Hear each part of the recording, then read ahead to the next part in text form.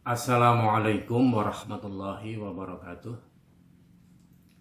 Alhamdulillah wa syukurillah. Wassalatu wassalamu ala rasulillah. La haula wa la quwata illa billah. Saudaraku kaum muslimin rahimakumullah. Hari ini di penghujung bulan Sya'ban, yaitu hari terakhir bulan Sya'ban. Itu artinya nanti malam kita masuk pada bulan Ramadan.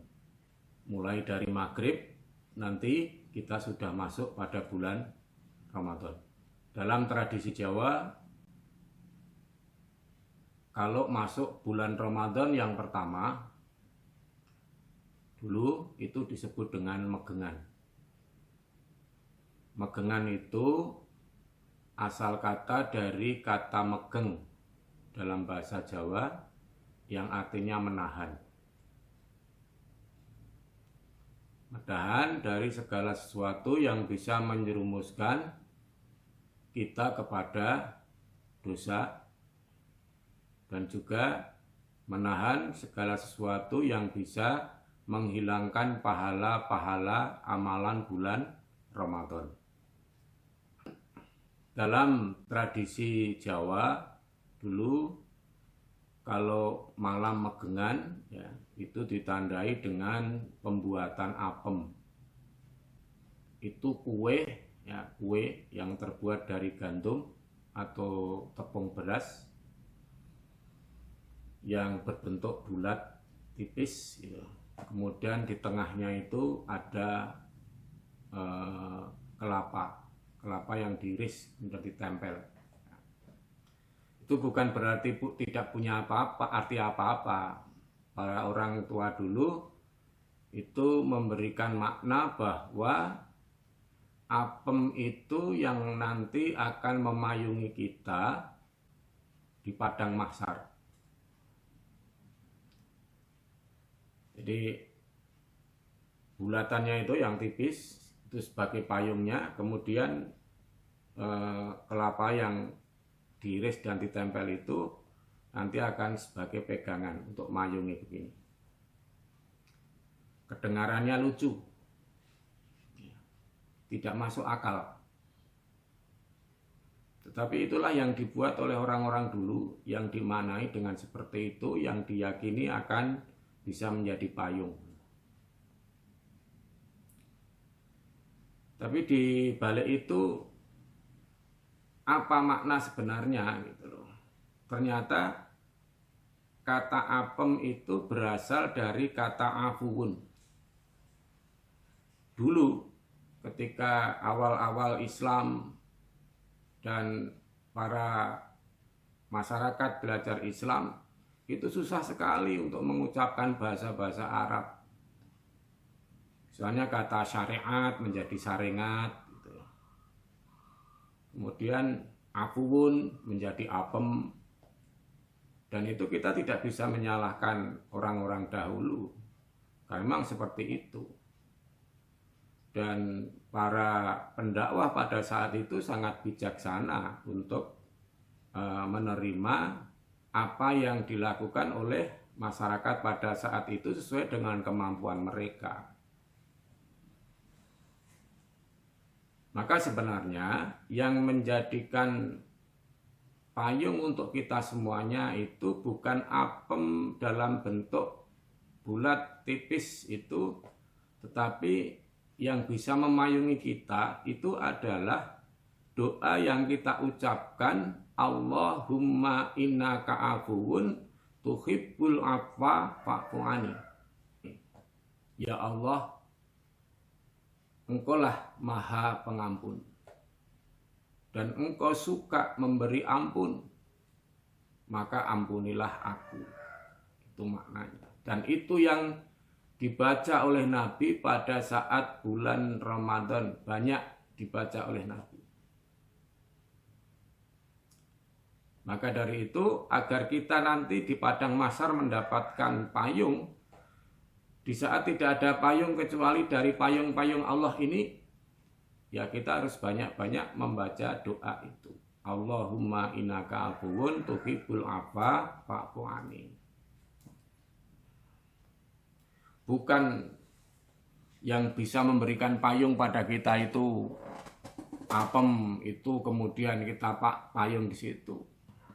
Itu meskipun kita membuat apem itu sak gerobak itu ya tidak akan mendapatkan payung dari Allah ya, kecuali orang-orang yang mau mengamalkan amalan-amalan di bulan Ramadan.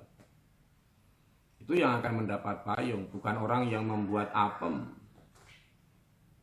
Maka dari itu yang sebenarnya itu hanya semacam tradisi ya, orang-orang dulu kan suka memvisualisasikan ya, mengekspresikan istilah-istilah dengan bentuk nyata ya, untuk pengingat mereka.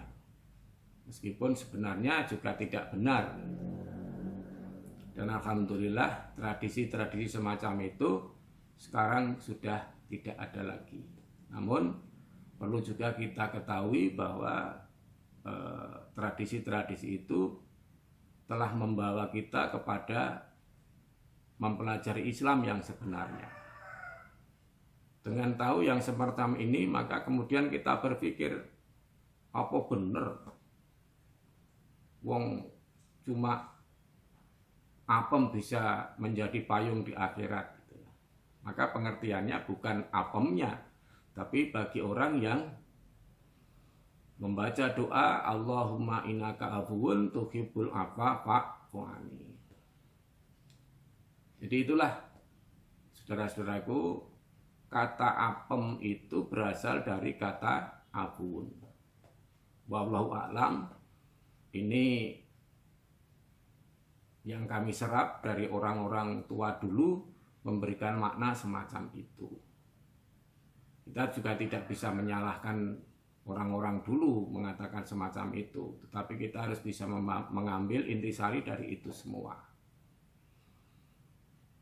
Mudah-mudahan ini bisa mendorong kita untuk lebih banyak lagi membaca doa, khususnya pada bulan Ramadan yang akan datang.